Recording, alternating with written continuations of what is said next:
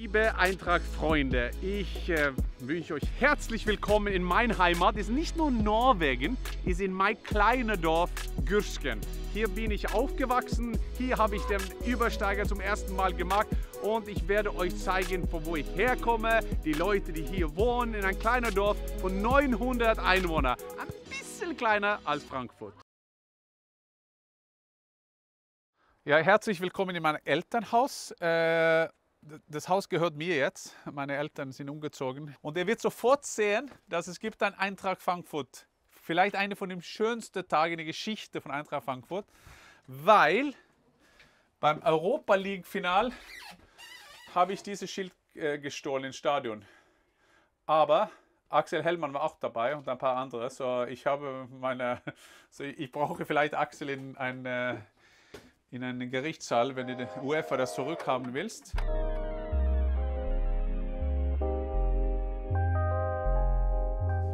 Hier, alte Schule, Eintracht Frankfurt, hier sind wir dabei. Stellt euch vor, ich war in der Armee, ein Jahr war ich Soldat. Da war keine Norwegen sicher. Papa hat hier, was steht da? Ja, das ist das ist Anfang meiner Karriere und hat alles rausgehabt. Schau, da ist eine junge Fjørtoft. Hier Übersteiger, der freshste Übersteiger des Jahres. Fjørtoft! In norwegischen Fußballlehrbüchern heißt es ganz offiziell Fjørtoft. Jetzt führte die Eintracht-Torjäger Jan Åge Fjørtoft auch der Bundesliga vor. Übersteiger mit rechts am Ball vorbei und dann mit links an Lauterns verdutztem Torwart Reinke vorbei. Dieser Mann hätte sogar Titanic gerettet. Das ist 99, ist ja ein bisschen spät. Um 17:17 Uhr die Explosion. Jörg Berger springt über die Bänder, rennt zu den Fans. Die stürmen den Rasen, knutschen ihren Trainer ab. Berger, Sprechhörer. Der Rest geht unter einen unglaublichen Jubel. Taumel. Du, ich vermisse wirklich Jörg. Jörg hat mich immer angerufen auf jeden Geburtstag. Also wirklich ein super Typ.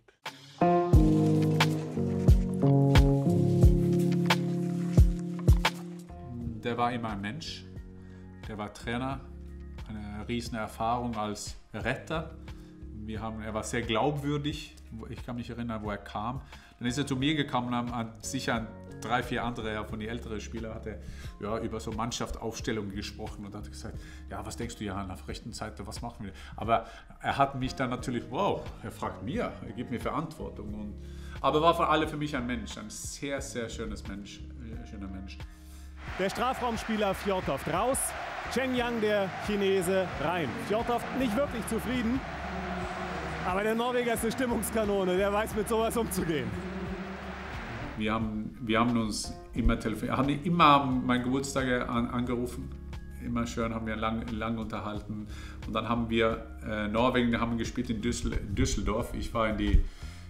Dann habe ich ja aufgehört mit Fußball, aber ich war trotzdem da. Und dann habe ich ihn getextet am Abend und dann habe ich gesagt, bist du in der Nähe? Er sagte, ja, ich bin außerhalb vom Stadt, aber ich komme zurück. Und dann waren wir bis 3, 4 Uhr. Wir haben uns nur super Geschichten erzählt. Das war das letzte Mal, wo ich ihm gegenüber gesessen haben. Das war wirklich ein super Typ. Und ich denke immer auf Jörg, weil nach unserer Karriere oder nach meiner Karriere ist er ein sehr guter Freund geblieben.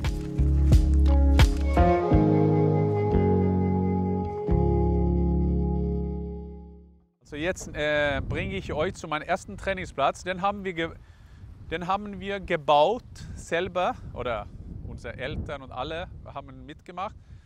Man wird mal sehen, ob das fehlt. Das ist also 1 Minute von meinem Haus. Und wir werden jetzt schauen, ob es noch gibt. Das gibt ja ein paar Jahre, seitdem ich hier Fußball gespielt habe. Hier war ein Tor, da war ein Tor. Wir haben sogar Tribüne hier. Hier war die Tribüne. Ich glaube, das war ein Sandplatz. Der war sehr schön mit weißem Sand. Und hier war ein Tor. Das ist schwierig. Wäre das ein Gerichtssaal, könnte ich nicht beweisen, dass es ein Fußballplatz war. Aber war wirklich ein Fußballplatz mit Sand. Mein Hintergrund war sehr wichtig für mich, weil ich war ja, obwohl ich sehr viel trainiert habe, ich habe mich sehr viel inspirieren lassen von guten Trainern. Reck und dann ist Fjordhoff da. Nur noch 2:1, der neue Funken Hoffnung. Weil dieser Übersteiger ist ja hier geübt geworden, weil hier haben wir alles versucht. Hier haben wir versucht, was macht man? Man kämpft direkt auf den Torwart. Okay, der Winkel ist ein bisschen schlecht. Was macht man hier? Ja, dann kann man den Ball so reinbringen. So, dann machst du irgendwie die Analysen und dann versuchst du ein bisschen, okay, wenn du so machst und schießt, ja, dann geht der Ball dort. So, da musst du, und das ist der kleine Unterschied, wenn man einen Übersteiger sieht, weil ich mache ja kurz bevor ich den Übersteiger mache ich ja den Ball ein bisschen nach Seiten. Weil sonst habe ich ja den Schussposition, also der geht ein bisschen nach Seiten und dann mache ich den so und dann kommt der Torwart runter, aber der Schlüssel ist ja dann, dass der Ball da liegt und dann schießt du den Ball mit dem linken Fuß ein und das ist ja hier, alle meine Tricks sind hier einstudiert, weil ich habe ja keinen Trainer, der hat gesagt, mach so oder mach so. Ich habe nur so instinktiv trainiert, zum Beispiel in diesem Wald bin ich mit dem Ball gelaufen, hin und her, weil ich habe geglaubt, dass du lernst dann, wie nimmst du den Ball mit in einen 18 Meter oder 16 Meter rein, wo sehr viele Verteidiger da ist. Und ja, und dann, das habe ich dort trainiert. Also ich weiß ja, das hört ja aus wie Rocky 3, wenn er macht sein Comeback, aber so habe ich halt trainiert. Ich habe nur eine Phase, dann bin ich hier umgestürzt, weil da war ein Stein natürlich und ich habe mein linkes Knie, eine Verletzung. Ich habe weitergespielt, ich habe dann nicht das behandeln lassen können. Das war ja nicht so gute Behandlung hier. Aber dann hat plötzlich der Tierarzt, glaube ich, oder sagt der Tierarzt in Ulsteinweg, sagt er braucht Cortison. Und ich habe auf Cortison in meinem Leben nie gehört. Auf diesem Zeitpunkt aber er rein, sofort wieder fit. Und 25 Tore gemacht in 22 Spielen. Gar nicht so schlecht. Gar nicht so schlecht.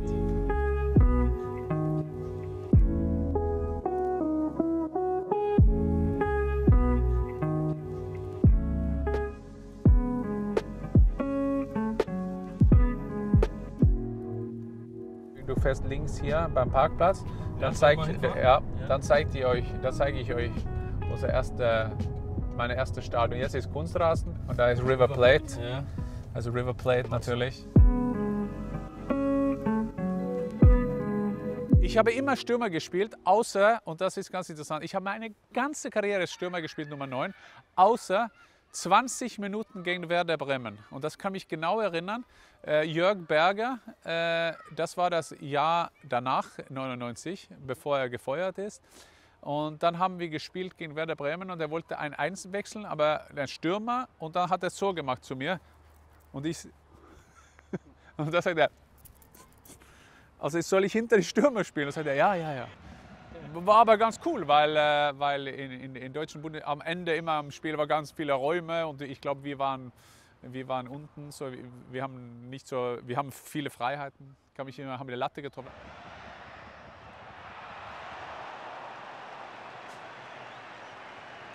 Ich habe mein erstes Spiel als Neunjähriger gehabt und dann haben wir vielleicht, 10 Spiele gemacht. So das Wichtigste war, was du auf dem Platz gemacht haben, wie das heißt Straßenfußball. Das hast du alles gelernt. Ja. Und da drinnen ist eine Halle und in dieser Halle waren wir ja immer im Winter und da haben wir sehr, sehr viel Fußball gespielt. 3 gegen 3, kleine Tore und so. So hier haben wir sehr, sehr Fußball gespielt, viel Fußball gespielt. River Plate.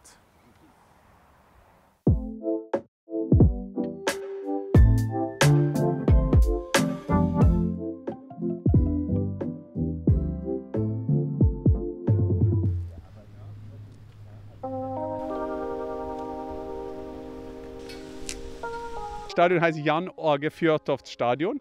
Sicher verschiedene Gründe dafür, dass ich von hier bin. 900 Einwohner natürlich.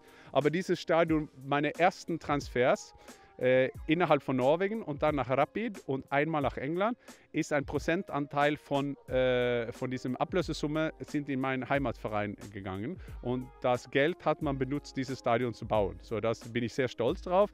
Und ja, dass man gibt zurück zum dem Dorf, wo ich herkomme.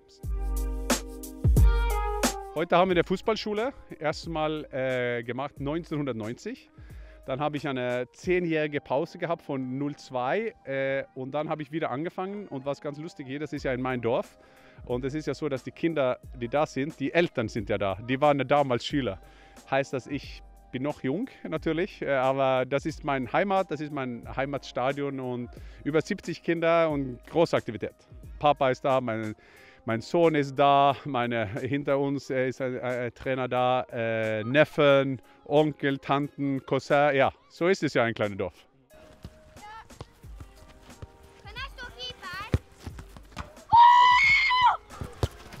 Hey. The thing with Jan, he was from the beginning, he trained a lot. He had a ball between his legs when he was sleeping. He always bring the ball with him. So, well, he trained a lot and he played the trumpet, but he couldn't train because there was football. It was the most important for him to do. Fjørtoft, 63. Minute. Die Führung für Eintracht Frankfurt. Jan-Åge Fjørtoft. I was in a football changing room from when I was 4 years old. I remember being in Frankfurt and looking at the trainings, and I was always very close. But I think the benefit is that I was realistic too. I knew that it was all a consequence of my training. I knew how hard it was to become a professional football player. So I knew that everything was bonus. So my dad never stressed me, never pushed me. It was always about my drive. And then he was enabling me to have fun. I remember my first club was Eintracht Frankfurt. So I remember playing as a 6-year-old. I remember scoring on my debut. I think I was the only goal I scored for them because I was playing with the ones over. I always think it's unfortunate that I wasn't able to remember too much, but I do remember his time in Frankfurt and in Norway. And even going back with him in Frankfurt now and seeing kind of how special it is and the status he has in the club as well, it's something you come to appreciate the older you get in terms of what it actually means. And I think Frankfurt holds a special place for him, obviously, but for myself as well, where I spent 2.5 years.